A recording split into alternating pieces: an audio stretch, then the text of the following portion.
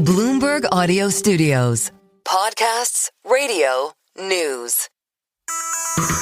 Freed from prison after more than 2 years, were two South African oil workers pawns in a diplomatic row between their country and Equatorial Guinea? The moment when I saw the arrest warrant, basically, with our two names on it, I realized that this is something serious. With many international companies invested in the country, some are now asking how safe it is to do business in OPEC's smallest member state. You get one side, you get the people that's genuinely honest, open people, that's the people on the ground. And on the other side, you get the people that's in control, that's totally opposite. You learn a lot through a thing like this that's happened to me and Peter. On this week's Next Africa podcast, the oil workers speak with Bloomberg about that incident. I'm Jennifer Zabasajja, and this is the Next Africa podcast, bringing you one story each week from the continent, driving the future of global growth with the context only Bloomberg can provide. And joining me to discuss this today is Bloomberg reporter Paul Burkhadt. He's been following the story for some time now and actually was able to interview Peter Huxham and Frik Potgieter. Paul, thanks so much for being here. You know, I don't think we've been able to cover a story like this on the podcast yet, so thanks for bringing it to us. So let's start from the beginning, maybe. And if you can, give us a bit of background on this case and talk to us about Equatorial Guinea and the companies that were investing in the country. I believe that's a good place to start. In the 90s, Mobil made a huge discovery in Equatorial Guinea. It's on the Atlantic coast of the African continent, and it's kind of in the middle. And then production increased from there. Equatorial Guinea became a member of OPEC, and it really, because of this oil wealth, just enabled the kind of the ruling family there. Exxon became the backbone of production, but the other U.S. companies have also joined, and other Western oil producers have joined. And the workers typically live in gated communities or on the platforms and then just kind of rotate out. But they're largely kind of separate from the rest of, the country. And so then, Paul, how did these two oil workers find themselves arrested? Take us through that story. So they were really just on their way back from a stint of working on the platforms. The engineers, they were working on these oil platforms and expecting just to take a flight the next day. It's staying on this island where they would board their flight. When they were arrested, charged with drug trafficking, it was a very discombobulating situation and just like in the dark most of the time as to what was going on. So after they were released and back in South Africa, I was able to talk to them, and they told me about the moment that they realized things were going wrong. The moment that I saw when I saw the arrest warrant, basically, with our two names on it, I realized that this is something serious, and I immediately phoned my partner and I let her know. I phoned my shore-based manager, I let him know. And at that stage, my back-to-back, the guy that would replace me on the platform, he was also in the hotel. So I sent him a WhatsApp with my partner's contact details, so that if they were to confiscate my phone, he at least would be in country and maybe could provide her with some support. So within 10 minutes, I think our whole company, I also told her to notify our embassy. So I tried to get as many people aware of what was happening to me and where they were taking me. So I handed the phone to the driver of the police vehicle that was taking us to the police. I handed the phone to him so that he could let my shore-based manager know where he's taking me. He was reluctant at first, but I insisted. I didn't have any suspicion that this is going to turn out the way it did. I thought, I was maybe a witness or something. But when I reached the police station, there's a lot of people there waiting for us. Our company, the lawyers, people from the embassies. That's when you realize this thing is big, not a normal, just a statement, and then you can go back to the hotel. And that's when the fear really hits you. Then you start thinking, people disappear in Africa and people disappear in these countries. And then you realize you're in a big, big mess. And so that's quite a story from them, a harrowing story. I wonder what they told you about what the conditions were like when they were in custody. How much detail did they get into? It's quite vivid. They were first taken to Black Beach Jail, which is very notorious just throughout Africa. And soon after that, they were taken to the mainland. And the mainland that they were held in a facility where usually political prisoners are kept. Here's Peter and Frik again. I don't know about Black Beach. I don't know any history of Black Beach. Well, the first thing that strikes you is the guards, they don't go inside the prison itself. You get actually picked up by fellow prisoners. You can call them the guardians or whatever, or the rulers of the prison. And then they take you through and they tell you the rules and the regulations of what's happening inside, how everything's going to work out. And it's a big fright. You get in there, there's another, I would say, about 200-300 guys in there, all looking at you strangely. And then you realize, hey, this is a real bad situation you are in. The place is kept clean by the fellow prisoners. They sort out all the rules and regulations inside by themselves. We didn't see any abuse taking place verbally or physically on fellow prisoners or whatever. But yeah, the circumstances inside is very bad. The food, even the fellow prisoners, they warn you don't eat the food because they don't even eat the food. That is how bad the food is inside. In the beginning, they put us down in this underground area. It's sort of it looks like a secret location because the entrance to it looks like a servitude. There's pipes inside this cupboard. And then you have to swing the whole closet out of the wall. And then it provides access to these stairs leading down. That's 2 flights leading down. In that space at the bottom, there are 4 cells. They're roughly 2 meters by 2 meters, including a toilet. I was in cell number 1 and Frik was in cell number 4 initially. So we were separated by 2 cells. We were the only guys down there. For the first 2 weeks, we didn't see any daylight. So they kept us down there for 2 weeks. And only after that did we get the opportunity to go out on a daily basis to get some fresh air and exercise. So, Paul, stick with us. When we come back, we'll talk about the role EG Vice President Teodorin played in their detention and also the connection to South Africa in a bit more detail.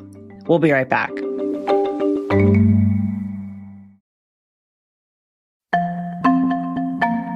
Welcome back. Today, we're hearing from the 2 oil workers back in South Africa after being pardoned and released from an Equatorial Guinea jail after more than 2 years in detention. Paul Burkhadt is still with us. Paul, let's talk about the relationship between the vice president of Equatorial Guinea and South Africa. What happened in the run-up to the workers' arrest? So shortly before Peter and Frik were jailed, there was a yacht that was linked to the vice president that was seized here in Cape Town as part of a case that was won by a South African who was separately imprisoned earlier before these 2 men were, and took it up, in a court here, and then won the case, or one part of the case. And when that yacht was seized in the days after, these 2 men in Equatorial Guinea were put in jail and fined and sentenced. And so the sources that we spoke to connected the jailing of Peter and Frik with the seizure of the yacht. And Teodorin has said that it belongs to the Ministry of Defense and it's since been released, but the link was there from the people that we spoke to. And that was really kind of a cause and effect. And it's one of the retaliatory measures that we're talking about, or it falls in line with some of this, the trend that we had seen from earlier cases. And I wonder, Paul, you cover the energy industry very closely. I wonder back then what the reaction was to their arrest, if there was reaction within the oil industry or back home in South Africa for these men. I think there was some surprise because it did link directly to the oil industry. So usually they kind of operate in parallel. The oil industry is there, but it sort of lives in its own environment. So it was surprising for a lot of people, but it's also of such a sensitive nature.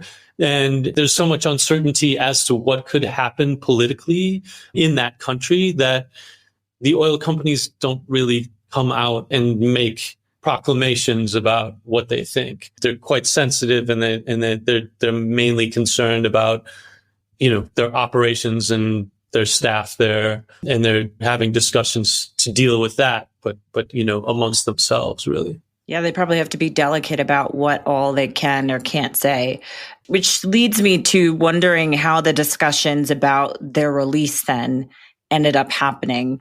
Do we know any sort of details about what went on behind the scenes potentially to negotiate their release? No, again, because of the sensitivity of it, we don't know exactly what the engagements were. We do know that that South Africa, the South African government through the foreign ministry had brought this up, that it was discussed both in Equatorial Guinea and in South Africa with officials. We know that the employer of the two men, an oil services company, SBM, that they were involved in doing whatever they could to help out. And otherwise, another thing that happened was the United Nations Working Group on Arbitrary Detention took an opinion on the case and found that the imprisonment of the two South Africans was in breach of multiple international human rights. So whether that played a part in what led to the release, we just don't know. But there were a few things that happened. And again, all that time went by. So there might have been pressure building in one area or another. And you spent quite a bit of time speaking to these two men. What did Peter and Frik have to say about how this whole incident has left them feeling towards the country?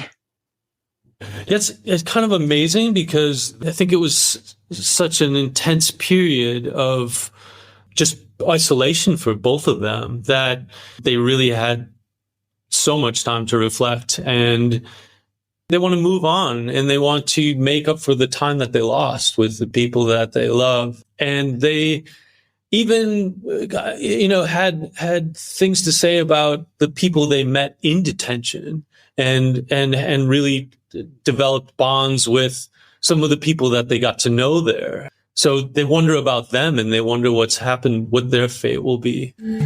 I mean, obviously there is a degree of anger. You have to guard against it overwhelming you. I try to focus on healing and my own future.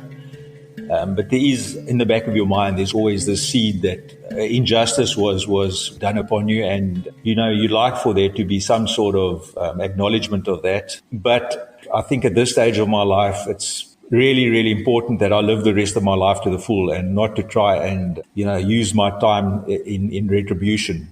You still think about the people that's still stuck in that prison, and I don't think that will ever get out of your mind. And our hands are actually tied. We try to help those guys as well that's still stuck there.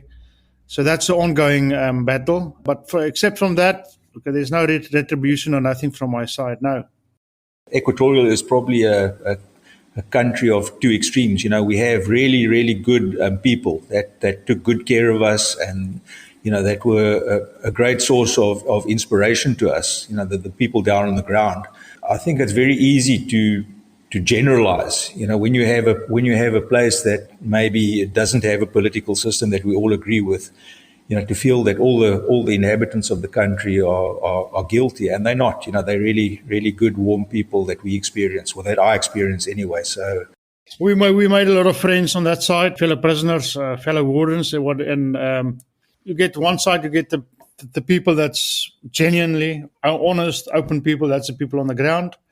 And on the other side, you get the people that's in control. That's totally opposite. You learn a lot through a thing like this that's happened to me and Peter.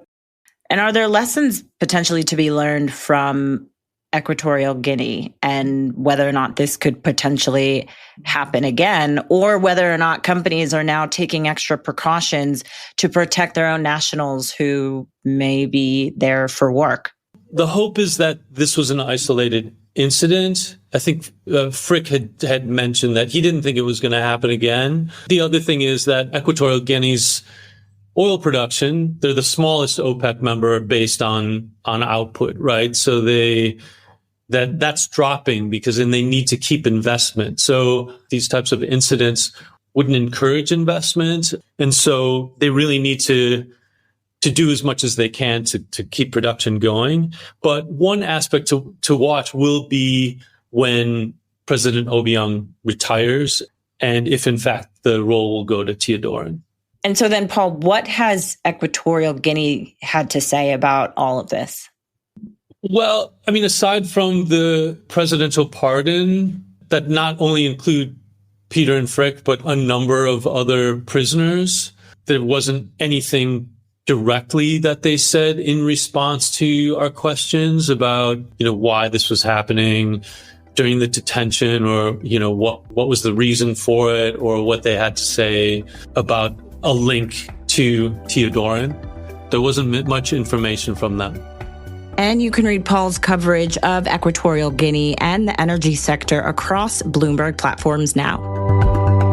Here are some of the other stories from the region that we've been following this week. Kenya is in talks with China to convert dollar-denominated debt the East African nation owes its biggest bilateral lender to yuan and extend the repayment period, according to the Treasury Secretary, John Mbadi. The negotiations are aimed at helping reduce the $1 billion Kenya spends annually on servicing its debt to China and to create more wiggle room in its budget. And an International Monetary Fund team was in Senegal this week to discuss concrete steps to address recent data issues and advance work toward presenting a misreporting case to the IMF's executive board. Investors are closely watching to see whether the West African nation will inch closer to securing new funding needed to stabilize its strained public finances. And you can follow these stories across Bloomberg, including the Next Africa newsletter. We'll put a link to that in the show notes. This program was produced by Adrian Bradley and Tiwa Adebayo. Don't forget to follow and review this show wherever you usually get your podcasts. But for now, I'm Jennifer Zabasajja. Thanks as always for listening.